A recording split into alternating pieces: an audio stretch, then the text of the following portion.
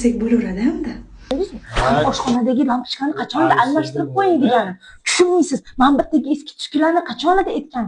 Siz hozir meni tushunib, choyxonamga yurishib joniga tegib ketdi. Qachon qaramasa telefondan bo'shanasiz. Men gapirgansiz. Meni Stop. Oshirib olmayapsizmi? siz kombosini olgansizda, o'shaning uchun bola chaqani ham qo'shib aytamiz.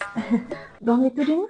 Yo'q, bir meni ham o'ylaysiz, bolalaringiz o'ylaysiz. Hech bo'lmasa adasi men birdagi eski tushkularni olib qo'ysangiz bo'ladi-yu. Mana hozir bir-birida 1 yoshiga aksiya ketyapti. Bir ilovasiga kirasiz, rasmlarini joylaysiz, sotasiz, yoningizga pul bo'ladi. Hech bo'lmasa menga bitta pirojka olib kelasiz o'sha pulga. Undan tashqari smartfon yutib olishimiz mumkin. Qachongacha men eski telefonda yuraman, a? Bitta shuni eski tushkuni joylab ham orqasidan telefon yutib olsangiz yomonmi? Rostdan shunaqami? Smartfon ham yutib olish mumkinmi? Jonimga tegib ketdi, sizga tegib nima ko'rdim? Orzu havasingiz ham yo'q odam ekansiz. Erkalik o'xshab bulab kelmaysiz. Nima qachongacha men aytsam qilasiz? Nimaga men aytishim kerak? Yo'q. Hali beri uylanmayman. Bo'ldi. Tavba qildim. Mayli, rahmat, xizmatimga rozi bo'l. Voy.